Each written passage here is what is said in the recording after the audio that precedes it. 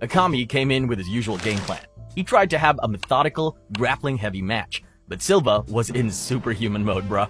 Hands down, smiling and dodging punches like he was Michael Jackson. In the first round, Silva toyed with him, reading everything he did. Akami looked tentative, realizing this wasn't the same Silva he faced in 2006.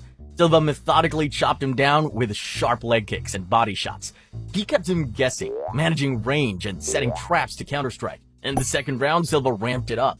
He taunted him, but landed jabs and uppercuts. He dropped Akami twice, and after the second time, he finished him. He broke Akami's base with the leg kicks, slowed him down, and finished him like clockwork. Beautiful strategy. But sometimes, Silva was just awkward, in a good way. Let me explain. Awkward angles. Silva always said his idols were Bruce Lee and Muhammad Ali. You could feel that in his swagger. The hands-down style, head movement, and charisma. He's obsessed with Bruce Lee movies, collects action figures, and is a huge comic book fan that loves Spider-Man. In other words, my guy's a nerd. But what happens when a nerd fights another nerd? One who loves anime so much he was nicknamed after one. Except, in this case, both nerds are world-class combat warriors who can dismantle you with ease. Oh, and speaking of nerds, if you're an MMA nerd like me, subscribe for more breakdowns like this. Now, let me take you back to UFC 234. Israel Adesanya versus Anderson Silva. Adesanya was undefeated with 15 wins and 13 finishes. Izzy was a striking savant, fresh off melting Derek Brunson, and had more hype than a Tarantino movie. At 43, no longer in his prime, Silva walked into the octagon against a younger, faster version of himself. On paper, it was goodbye, but in practice, it was a confusing, awkward stress test for the new middleweight king. Izzy was expecting a clean chess match. Instead, he got a weird geometry pop quiz. Silva's awkward angles and unpredictability were on full display that night. Because he was older, he relied heavily on his fight IQ and creativity. Silva was leaning, baiting, throwing lead elbows, front kicks, and jabs from funky positions. He'd tilt off center, raise a knee halfway, switch tempo mid-combo, and then fire something unexpected through a gap Adesanya forgot to close.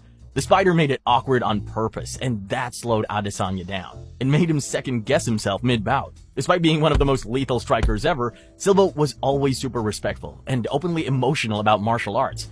He cried after this, praised Izzy, and said, "Now you're the best." From Izzy's Bruce Lee pose to their emotional post-bout convo, this looked straight out of a movie. It was a passing of the torch.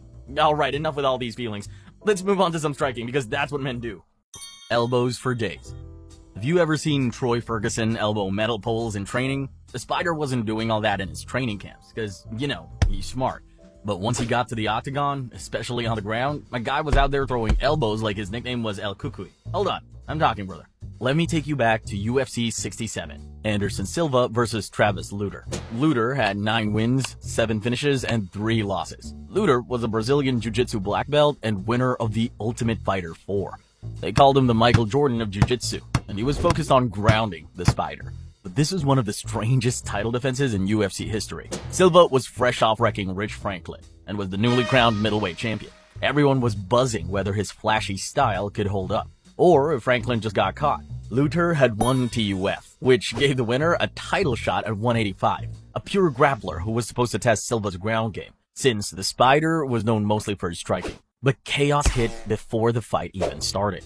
Lutter came in over the middleweight limit, missing the weight by 2 pounds. The main event was no longer for the title. It was a bad look for Lutter, and super anticlimactic for fans.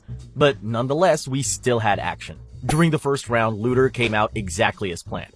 He took Silva down and started working from top position.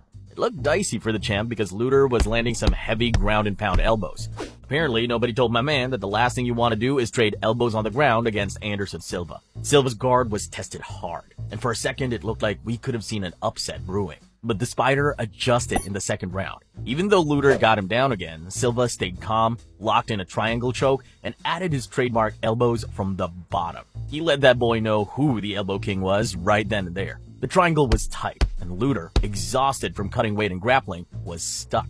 He tried to hang on, but eventually tapped at 2 minutes and 11 seconds of round 2. The Spider showed the world his ground game was no joke.